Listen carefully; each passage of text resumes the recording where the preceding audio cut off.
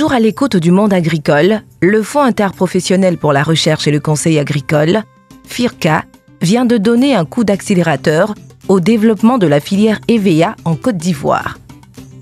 De 2015 à 2018, le FIRCA, sur proposition de l'APROMAC, a confié au CNRA la mise en œuvre de 10 projets de recherche.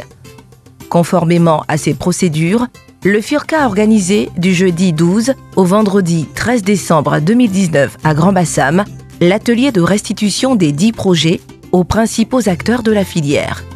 L'atelier, débuté par une série d'allocutions, a été présidé par le ministère de l'Agriculture et du Développement rural, MINADER. Durant ces 2 jours, qui ont donné lieu à des échanges francs, il a été essentiellement question de rendre compte aux dirigeants des organes de gestion et aux partenaires de la filière EVEA des résultats et des propositions des chercheurs. L'atelier a favorisé la bonne information des acteurs de la filière et a débouché sur une évaluation objective des travaux réalisés. Ce sont en tout 10 projets de recherche qui ont été conduits de 2015 à 2018.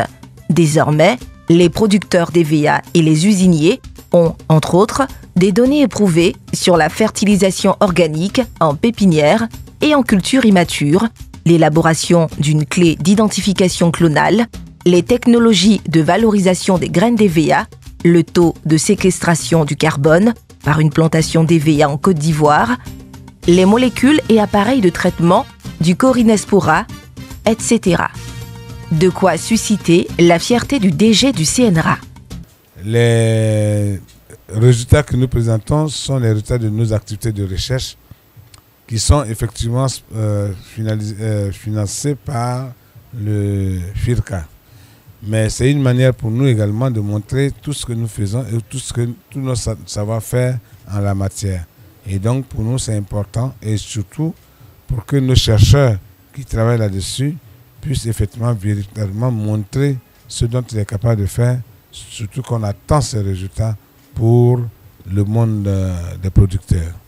Ce sentiment de fierté du CNRA est partagé par les tutelles, singulièrement le ministère de l'Agriculture et du Développement rural, MINADER. L'EVEA c'est une culture très importante en Côte d'Ivoire.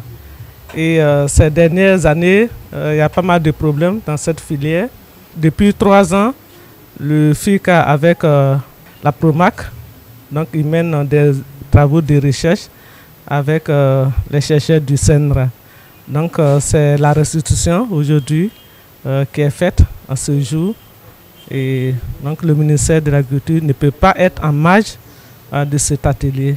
C'est tout naturellement que l'atelier a permis de dégager les acquis transférables de ces études. De l'espoir donc à l'horizon pour le président de l'APROMAC, car la Côte d'Ivoire est sur le bon chemin pour améliorer sa production, aussi bien en qualité qu'en quantité.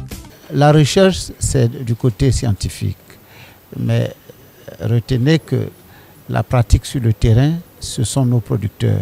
Il s'agit de sortir des résultats de la recherche. Qu'est-ce qui peut être vulgarisé sur le terrain? Qu'est-ce qui peut être transféré en milieu rural et qui soit rentable pour toutes les parties? Et c'est le but de l'exercice auquel nous sommes soumis aujourd'hui à Bassam. Pour les producteurs, premiers bénéficiaires des acquis des projets de recherche, il faut capitaliser les résultats obtenus afin d'améliorer la production et le rendement des planteurs. Cependant, il ne faut pas arrêter la recherche en si bon chemin, mais la continuer afin d'améliorer les résultats trouvés. Si les producteurs ont trouvé leur compte, les usiniers également. Certains projets vont se poursuivre, notamment la mise en place effective d'un dispositif de veille sanitaire du verger véhicole ivoirien, l'échange international de clones d'EVEA. Ceux qui ont connu des difficultés dans leur exécution vont connaître des réglages. De nouveaux projets sont également attendus, comme la mise au point de clones pour les zones marginales. Un nouveau cycle de projets va donc s'ouvrir et le FIRCA entend continuer d'apporter sa contribution pour l'atteinte des objectifs de développement de la filière. Je peux vous dire que je suis satisfaite de ces résultats-là parce que ça va permettre véritablement de répondre aux attentes des acteurs de la filière.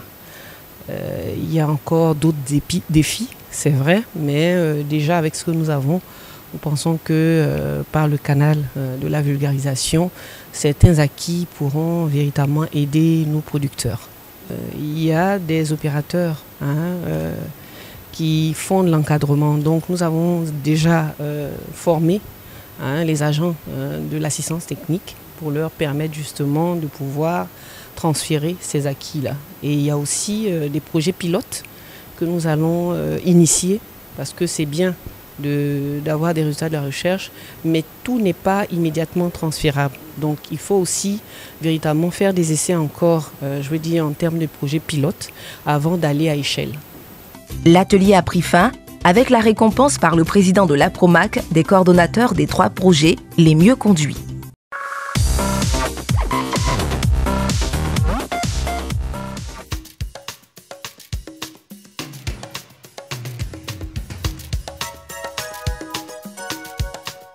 Le FIRCA, soucieux du bien-être des producteurs, s'est engagé dans la lutte pour la préservation de l'environnement comme facteur important du développement durable. Dans ce cadre, il a initié avec ses partenaires en 2017 un projet pilote dénommé Procarbo pour résoudre l'épineuse question de l'efficacité énergétique au niveau des ménages ruraux. Plus de 1600 foyers améliorés ont été à cet effet distribués dans les zones de production cacaoyère et cotonnière du pays. Parallèlement, le FIRCA a conduit d'autres projets dans le domaine de l'assainissement des petites unités de transformation de manioc et de karité à travers la valorisation des effluents liquides en biogaz. Le FIRCA finance aussi depuis 2017 le projet de tri et valorisation des déchets de ménage en compost pour les besoins agricoles en partenariat avec la mairie d'Abengourou dans le but d'apporter une solution durable à la problématique de la gestion des ordures ménagères. 3 ans après leur mise en œuvre, une évaluation de ces 3 projets montre que les populations, soutenues par les élus locaux, ont intégré les technologies de valorisation des déchets et les équipements de cuisson propres qui font désormais partie de leur quotidien. Au niveau des équipements de cuisson, 3 cibles ont été visées au cours du projet. Il s'agit des ménages ruraux, des unités de production d'attiéké, de beurre de karité et des cantines scolaires. L'objectif étant de satisfaire les besoins énergétiques des différentes cibles qui ont en commun la même source d'approvisionnement et donc les mêmes difficultés rencontrées. Au terme de 3 années de diffusion des technologies, le FIRCA a démarré en 2019 une campagne de formation-sensibilisation pour accroître leur niveau d'appropriation par les bénéficiaires. Lorsque mon conseiller m'a expliqué un peu l'objectif de ce projet, j'ai dit mais attends, c'est un soulagement pour nos populations. Parce qu'aujourd'hui, ce que nous voyons avec les forêts classées ou autres, on n'a plus accès à ces sites-là.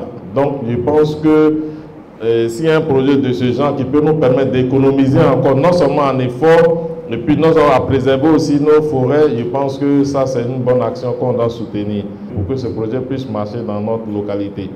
Les foyers améliorés, présentés comme des équipements de cuisson propres et efficaces réceptionnés par la Fédération des unions de sociétés coopératives de producteurs de coton de Côte d'Ivoire, FPC, CI, COUP, CA, ont été distribués aux ménages ruraux et urbains ainsi qu'à une vingtaine de cantines scolaires présélectionnées après une initiation à leur utilisation. 10 modèles différents de foyers améliorés à usage unique, bois ou charbon, et à multi-usage, bois et charbon, ont ainsi été testés dans les ménages d'agriculteurs sélectionnés. Ces foyers, selon les utilisatrices, peuvent aider les pays comme la Côte d'Ivoire à réduire la consommation du bois de chauffe et partant le niveau de dégradation des forêts. Avec mes anciens foyers que j'avais, quand ils prenaient le sac de charbon, on pouvait faire au moins 1 semaine avec le sac de charbon. Grâce au FIRCA, avec le foyer amélioré qu'ils m'ont donné, le sac de charbon arrive à faire au moins 2 mois avec moi. Maintenant, avec mes 2 petits fagots, je prépare mon riz, je chauffe mon eau et toute la famille arrive à se laver avec les 2 petits fagots. En raison des résultats satisfaisants enregistrés par les 2 parties lors de la phase pilote, le FIRCA et la Fédération des unions de sociétés coopératives de producteurs de coton de Côte d'Ivoire ont décidé de passer à une seconde étape de leur collaboration à travers la distribution de 1190 nouveaux foyers améliorés. Les actrices des filières karité et manioc intégrées au projet ont reconnu qu'il arrive à un point nommé. Nous produisons le beurre de karité en quantité et en qualité.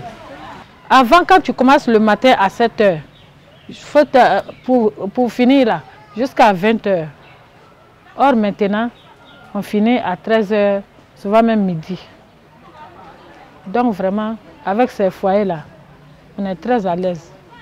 La quantité de manioc que nous utilisons, 5000 francs de bois pour préparer. Aujourd'hui, avec 1500 de bois, à travers les foyers améliorés, on arrive à préparer. Ça veut dire que nous gagnons déjà 2500 qui vient encore s'ajouter à notre bénéfice.